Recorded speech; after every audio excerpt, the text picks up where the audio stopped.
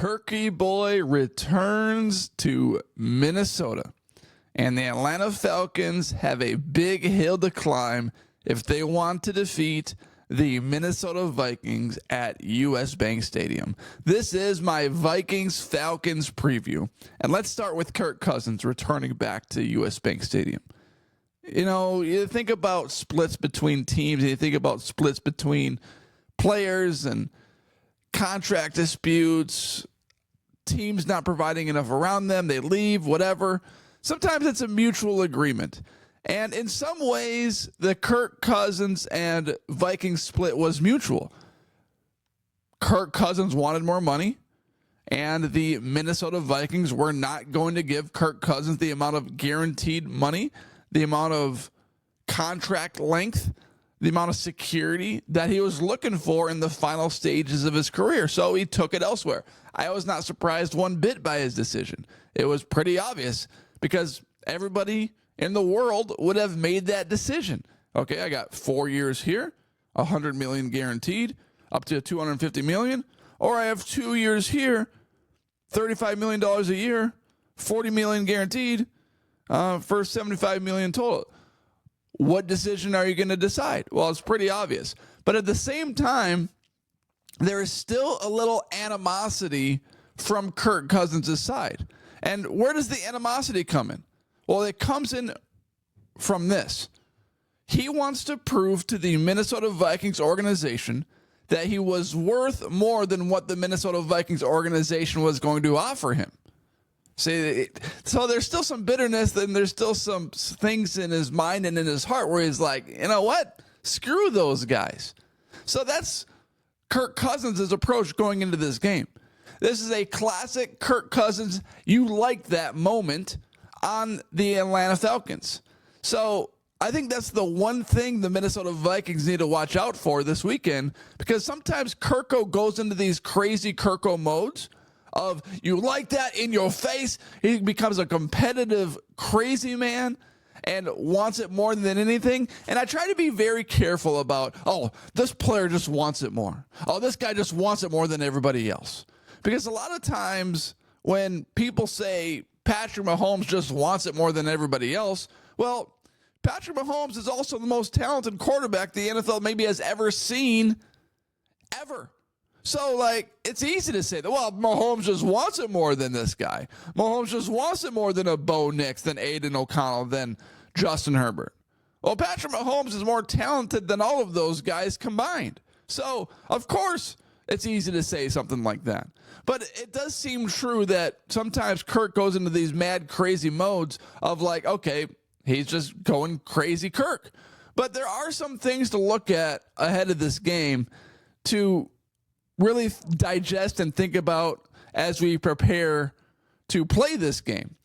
One, the Minnesota Vikings via DraftKings are 6-point favorites going into this game. That is a massive number considering the amount of talent the Atlanta Falcons have on their roster.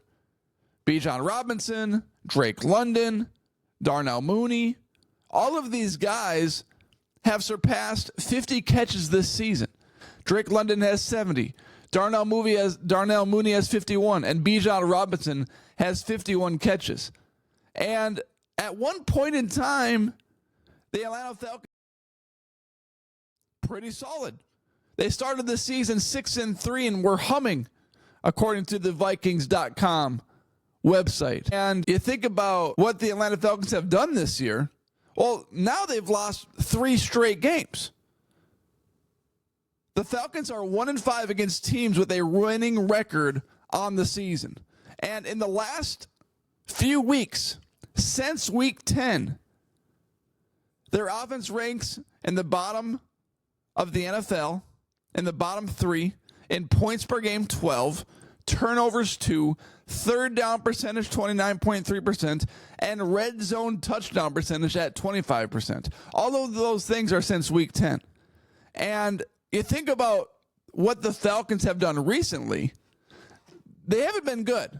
Let's just face the facts, okay? The Falcons lost to the Saints, the Broncos, and the Chargers. And all of those teams, I would not say are good. The Broncos are good. The Saints, they're not good. The Chargers, they're a solid team. But it's not like they're going against these juggernauts. They lost to the Broncos like 38-6. They lost to the Chargers 17-13. They lost to the Saints 20-17. Those are bad losses. All of those games could have gone either direction, and they lost every single one of them. So that is not a good thing for the Atlanta Falcons. And you think about what the Vikings have done recently.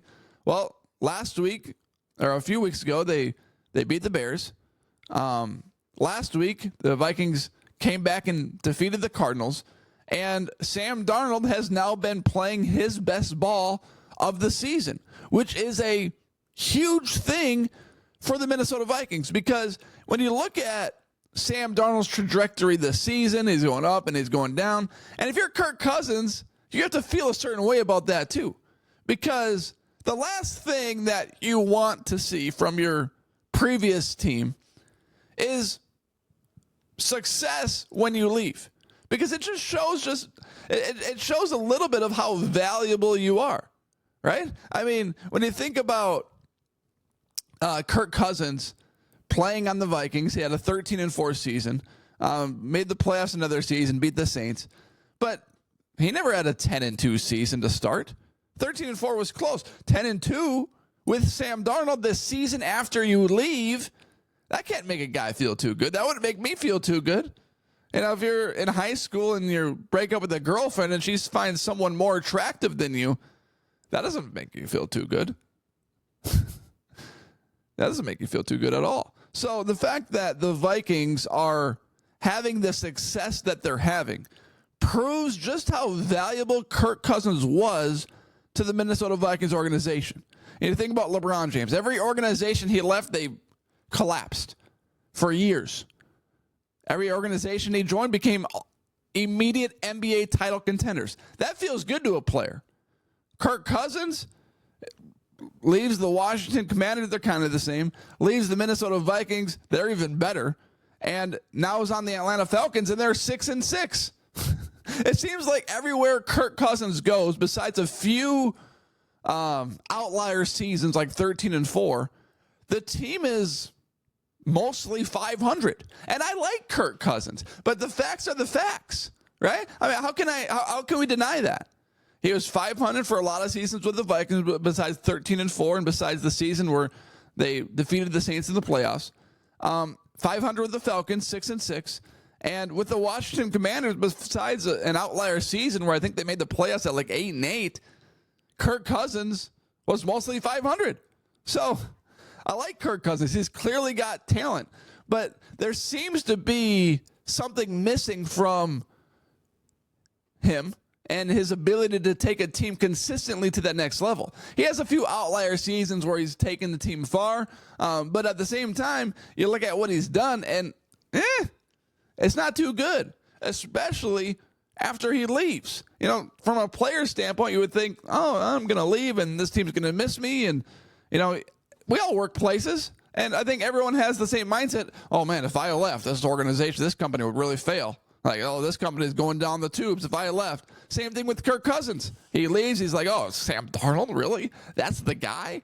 That's the guy who are going to replace me with, Mr. 4 teams on 7 years? Vikings are going nowhere. Now they're 10-2.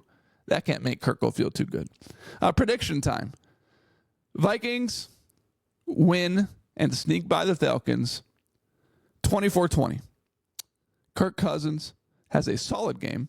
Better than he's been recently. 0 touchdowns, 4 picks last weekend. Has thrown 0 touchdowns in the last 3 games. So expect him to bounce back a little bit because he's not going to go 0 for 4 again. But I still think the Vikings win this game, advance to 11-2. Kirk Cousins has a Kirk Cousins moment, goes into mad Kirk Cousins mode because he desperately wants this win. And the Falcons need this win. They're 6-6, backs against the wall. Buccaneers are tied 6-6 too. They have the tiebreaker over the Buccaneers, but the Falcons need to win some games. Both teams have easy schedules down the stretch, but the Falcons need to win some games. So we'll see what happens. But Vikings win 24-20 and advance to 11-2.